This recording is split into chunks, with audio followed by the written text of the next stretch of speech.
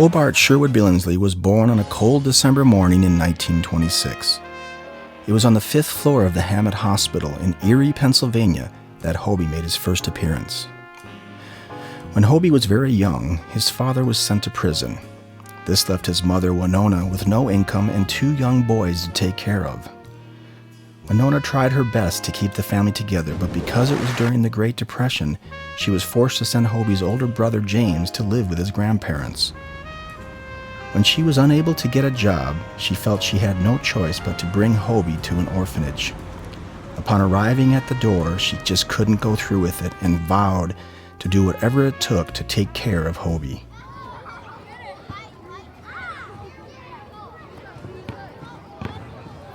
Hobie grew up on the west side of Erie, where the streets were his playground. His mother grew concerned for his welfare and managed to get young Hobart a membership at the local YMCA. At the YMCA, Hobie had many opportunities he otherwise would not have had, such as ping pong, swimming, tumbling, playing checkers with his friends, and yes, even diving.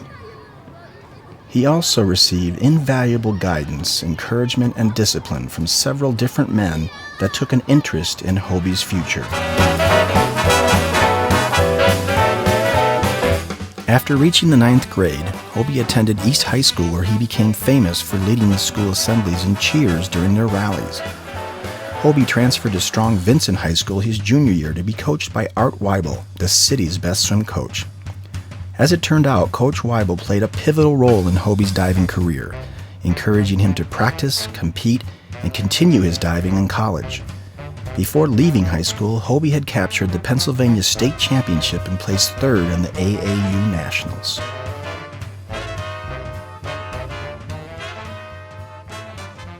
When Hobie went to Columbus, Ohio to visit OSU campus, he was not only encouraged to come to school, but told by Coach Mike Pepe that he would make him a national champion. Hobie entered OSU hoping to become a minister, but with no divinity major available, he entered the School of Art and took classes such as algebra and physics. He was also captain of the cheerleading squad, and even had a little fun one year dressing up as homecoming queen. He continued to excel in diving his freshman year by winning the Big Ten 1-meter springboard title.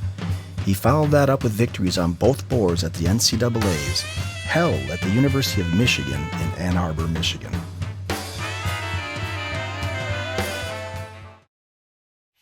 In April of 1948, Hobie received his draft papers. The only problem was that his coach, Mike Pepe, kept them from him so he would compete at the AAU Outdoor Nationals. It was only then that he realized he was supposed to be reporting that very same day.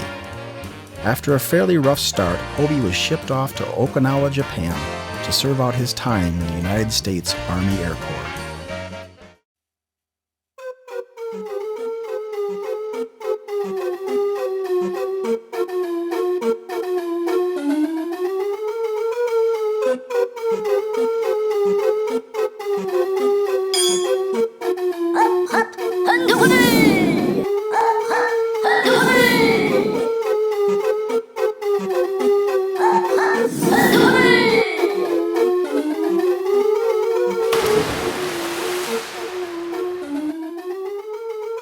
Hobie began his professional career joining Bruce Harlan, the 1948 Olympic springboard champion and fellow Ohio State teammate, traveling all over the United States performing diving shows at country clubs. When Harlan was killed in a tragic accident right in front of Hobie, his good friend Dick Kimball, now the infamous diving coach at Michigan, joined Hobie on the diving show circuit. Hobie then decided to get into coaching.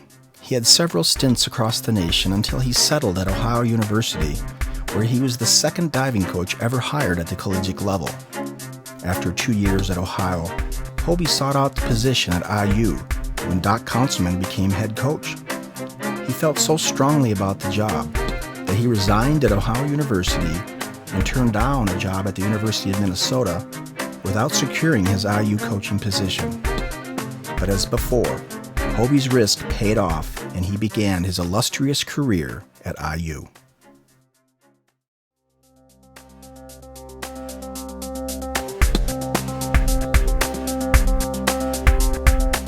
but the most natural diver I ever had was Rick Gilbert.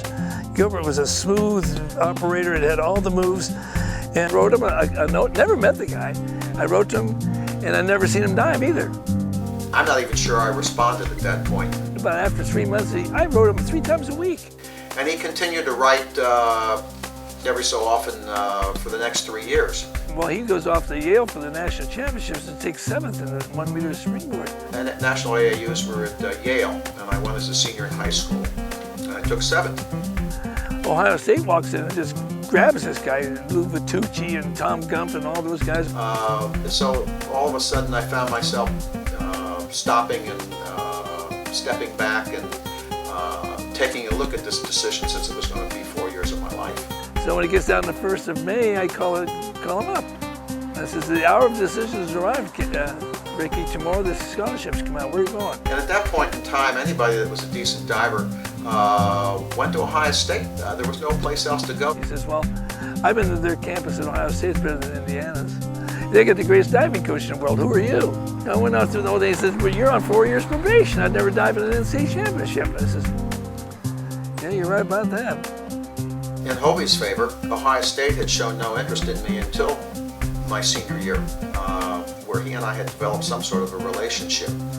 He says, well, I've thought it over. I'm coming to Indiana. I couldn't believe it. I couldn't believe what I heard. I said, I get off the phone and started to cry. I made the decision to go to Indiana for a number of reasons, but I thought Hobie would make a very good coach, and he was, in fact, a national champion. In college, he won 2 NCAA championships. I get back on the phone and I says, you're not kidding me, are you? He says, no. I says, I'll tell you right now, I promise you, you'll never in your life regret making that decision. I promise you. As it turned out, I was absolutely right. I never once regretted the decision to go to Indiana.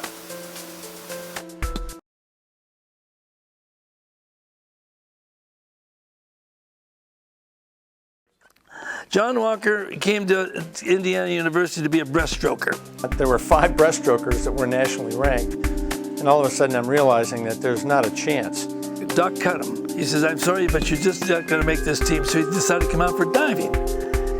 Hobie, after a couple of weeks, he said, you know, John, my grandmother can dive better than you. I got to cut you. You're not going to make this. I said, you land on your knees. I said, how about you being my manager? And he pleaded. He says, please let me just have 1 more week of doing this. And you said, I'm not making any promises. You'll have to work really hard. There are no promises. What I can do is I'm going to get rid of this guy and let him be the one to decide. So I said, how about doing a Cody? Now, this is where I'm going to get him. How about doing a full twist? Now, I tried that trick for 2 years. And I think I did it twice in my entire career, and that was pretty good. And I did the backward 3/4. I came up, I looked over my shoulder, and all of a sudden, I did a full twisting Cody. He got up, popped that thing around just like that, landed on his knees, and said, you're on the team. Here's a breaststroker now. 2 years later, he took 5th in the national championships. And one of the lessons that I learned from Hobie was give people a chance. You gave me a chance.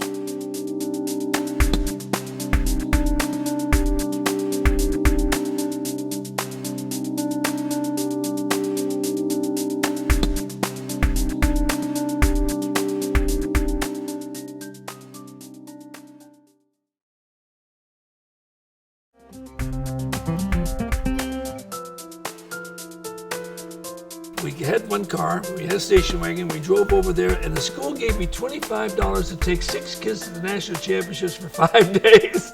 25 bucks. On the way over, we get caught speeding, and the guy said, pulled me over, and he says, this ticket's for $25 and put it over in that mailbox right over there. Knowing that he was going to go over there and open it up and take it. So now we take the trip, we don't have any money. 5 Olympians and 2 national champions. He's diving against these guys. He takes 4th in the springboard, 1 meter. Not bad, huh? He says, yeah, I think we're doing pretty good. I says, oh, let's see what you can do with 3 meters. After the semifinals, going and having dinner with Olympic champion Bob Webster, and I expressed to him how scared I was. Bobby just turned and looked at me. He says, don't worry about it. He said, this is your meet. So he dives 3 meter, and he gets down to his last dive, and he needs 1 point to win the contest. I was a pretty strong diver, and I could spin real fast. And Hobie's final comment to me was, remember, you don't have to spin fast. My first dive in the finals was reversed 2.5, and that thing took off like a shot. I mean, I could have done it 1 meter. This comet popped into my head, and I kicked out of that thing right straight down at the water vertically. So I just arched it around, and it got down. The rest is history. Rick Gilbert won the national championships. It happened on April the 7th, 1962, at 8 p.m. I went home, and that Monday, that was on Saturday. The kids were in school, and I remember I was eating a bowl of soup, and all of a sudden I went head first right into the soup. Oh! I came up, and there was all this soup all over my face. I'm crying. And she says, "What's wrong? What's wrong?" I says, "How can anyone ever be so lucky? Look what I've got going for me. I'm an American, greatest country in the world. I have a great job at a great university. I have a great family. I have a great wife." I says, "And I have the greatest diver in the world. How could it happen?" And I'm just crying. And she said, "It's because you wanted it so bad for so long."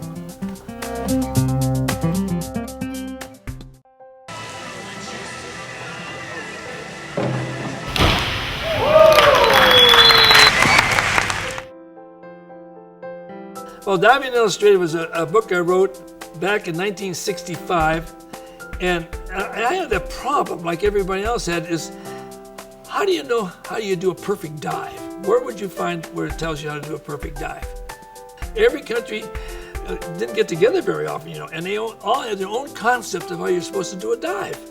Well, when they go to the Olympic Games, that guy's concept isn't the same as that guy's concept, and yet they're in there to judge each other's divers to perfection, and they don't agree on perfection? And I thought, well, why doesn't someone draw all the pictures up, sequential pictures, so they get some concept of what they're trying to do? So I decided to start drawing these pictures. It took me 5 years. Well, that was called Diving Illustrated.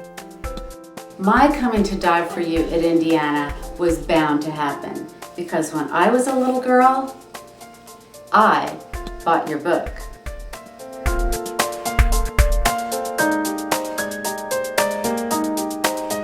I was first introduced to Hobie in 1978 through his book, Diving Illustrated, when I started diving, and my sister gave me a copy of his book from the library. And that's how I learned basically how to dive. I didn't have a physical coach on deck. I utilized his book and the illustrations in that book to help me to begin my career in the sport that I so much love.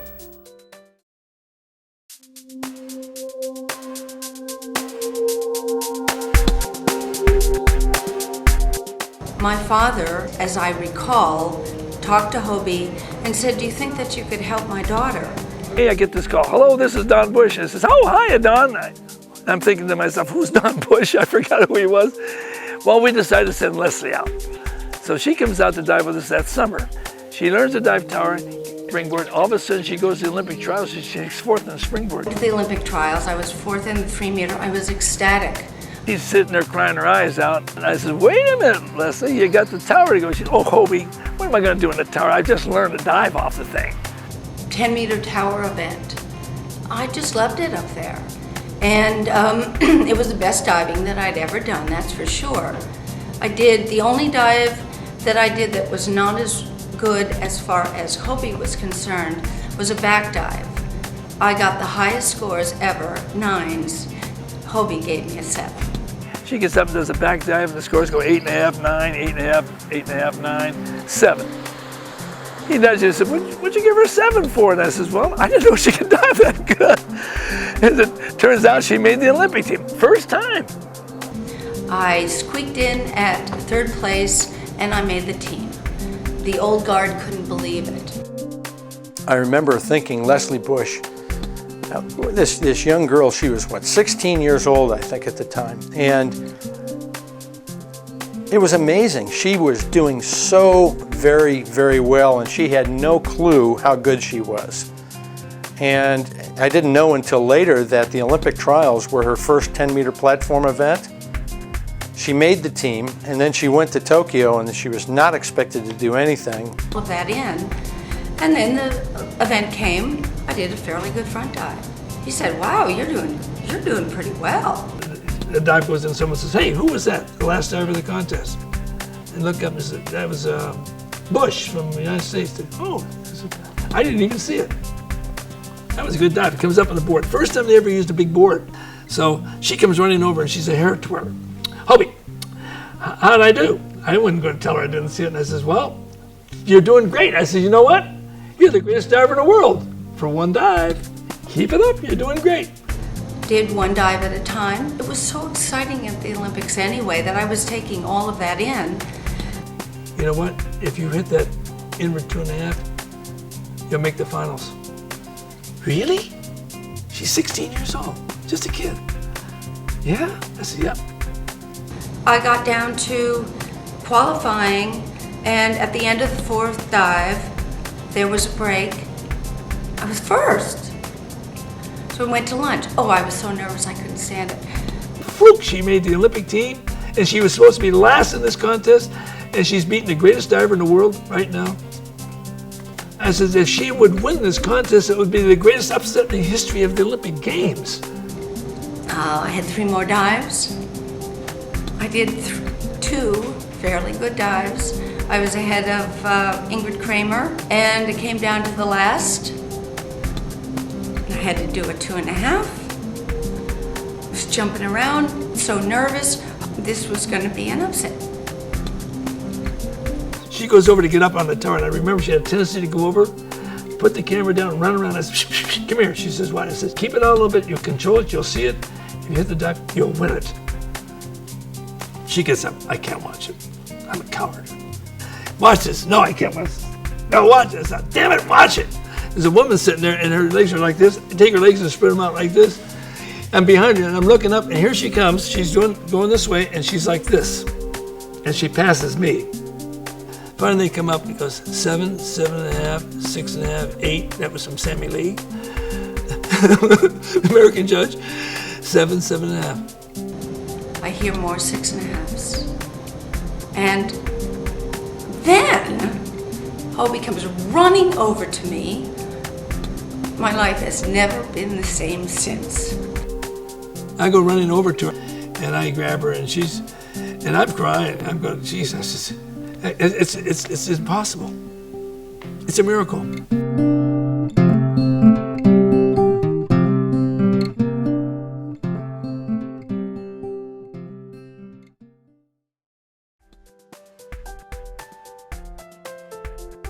One story on Kenyon, he was a real straight kid, and I was getting some, went to one of our local liquor stores to get some, I had some company, I was getting some wine or something, and here he comes walking out with a 6-pack in each hand. He didn't see me. He's got his head down. When he came out, I says, "Hiya, Tommy." He looks up, "Oh, hiya, Coach." And I says, "What do you have in your hands?"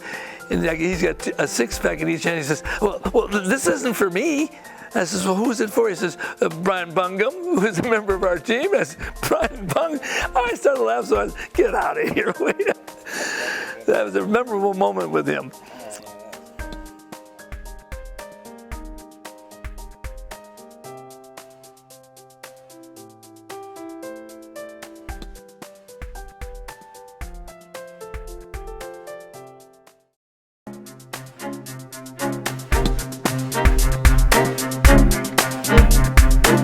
Kim was just a super girl. She still is, and she's one that's been loyal. I hear from her all the time. She sends real nice letters and whatnot. A real good diver, very important to us, and she knew that. I remember the first summer that I dove tower very vividly.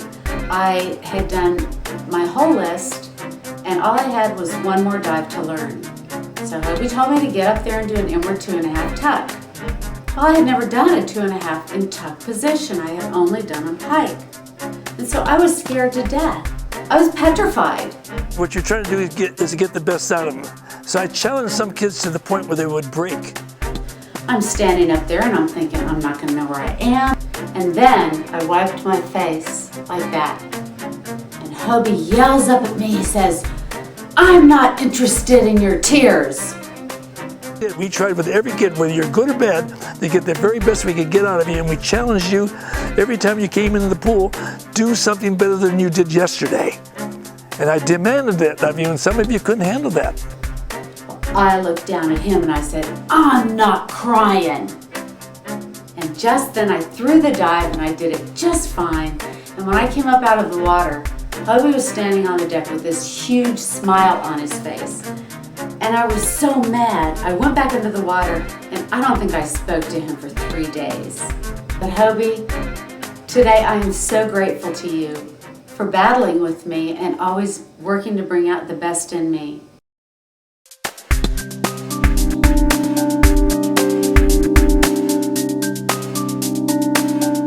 The Hobie's Heroes movie was done by Steve Montgomery. Came to my camp, my diving camp. Now this diving camp wasn't like most diving camps. We weren't babysitters. If you came here to dive, you were going to learn to dive. The first thing I say to them when they walk in was, "How many of you ever dived 3 meter?" Maybe 40 kids, maybe 4, right?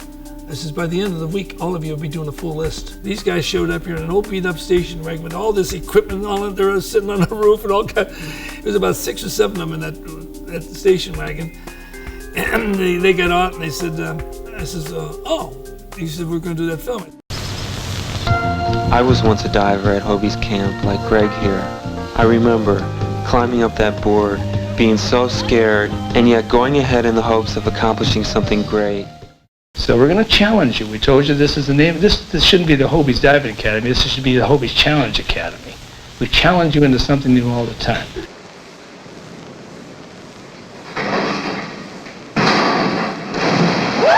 We didn't see it. 14, Boomer. That's the best one you ever did in your life. What a coach! What a coach! Mark? 160.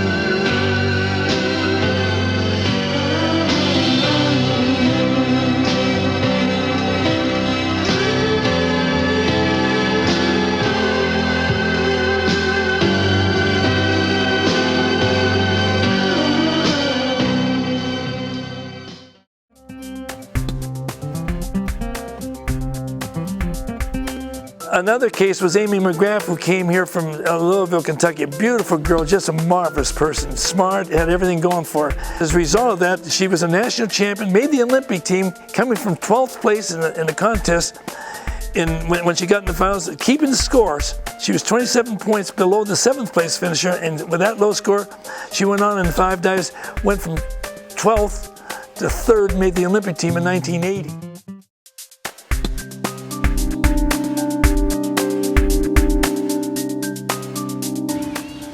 Hobie was a great coach in my opinion because of his knowledge of physics in relation to diving. I was so impressed in his camps just with his lectures. I'd never heard anybody apply any science to diving, and he was the first one I ever heard do it, and I've stuck with him ever since. But we were on the physics side of the sport. You know, we went from the science, and we knew that if you could set your arms in the 5 basic dives, if you could place your arms in position before your feet get off the board, you were in balance before you even left the board. He talked about the physics involved, and that's what really made him above many coaches in the world, is he understood the mechanics of diving. And if your arms start to move, there's an action-reaction. This is Newton's 3rd law, that something's going to change. And so if you want to be consistent and being able to do the same thing over and over again, we put you in balance before you even left the board. It's like listening to Hobie as he described something about a dive, and that's from him having the understanding of the laws of physics and the necessary actions that it needs to take to accomplish an acrobatic skill such as diving.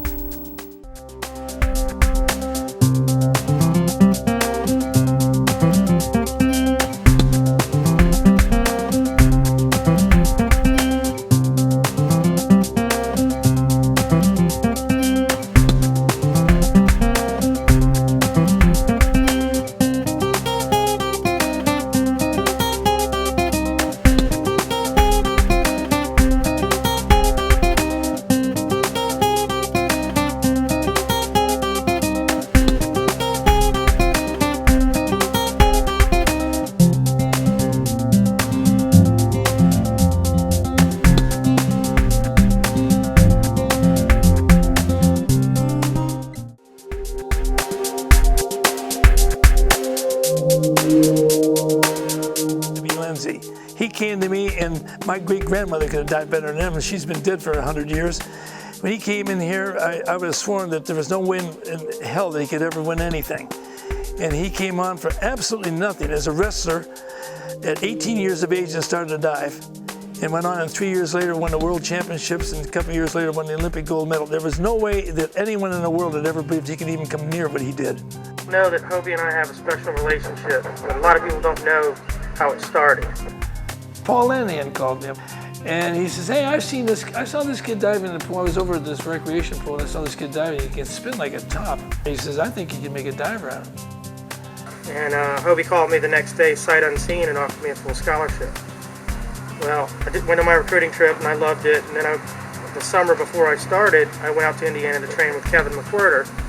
And I was there 2 weeks, and I was supposed to stay 3. And I came back down to Bloomington from Indy, and Hobie and I were driving around with Cheryl in the car. And I said to him, "You know what? It's my senior year. I'm not going to be able to see all my friends. I was thinking about going home early." He just went off on me. His eyes going red, steam coming out of his ears. He cut off a cab driver. The cab driver flipped him off. He got out of the car. He was going to get into a fight. I almost ran a guy off the road, and we got almost in a fight, and he's in the back of the car, and I'm out there yelling at this guy. He thought, "I want to get into this." You know, he thought it was a little loony. But anyway, he decided to come. And here I am in the back seat, just getting smaller and smaller and smaller, going, "What have I done signing with this madman?" Got back to his house, stepped out of the car. He put his arm around me and said, "Okay, kid, what do you want for lunch?" Just like that, he shut it off.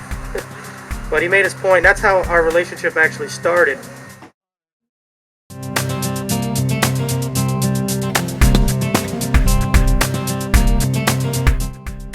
I was in Barcelona, and NBC was basically doing the Kent Ferguson show, you know, the blonde hair, blue eye, all-American, and I'm the ex-wrestler who upsets the genteel sport of diving, whatever.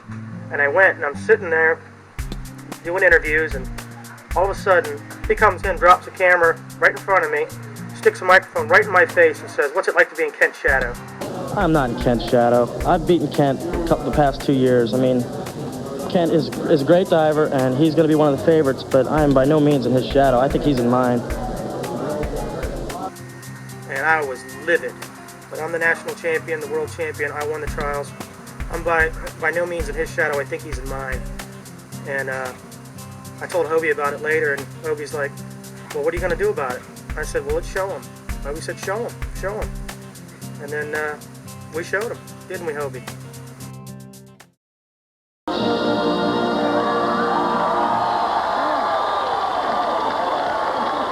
Folks in Fredericksburg, Virginia, mighty proud tonight. Mark Lindsay has his gold in springboard diving.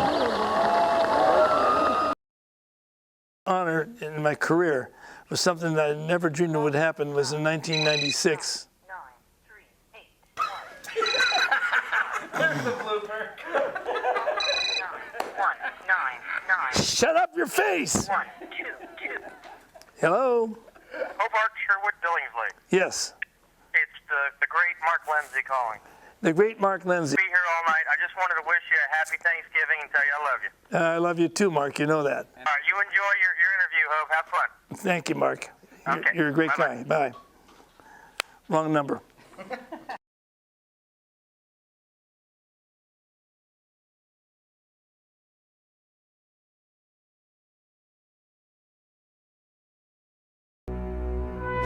Hobie Billingsley of the United States of America will take the oath on behalf of all judges.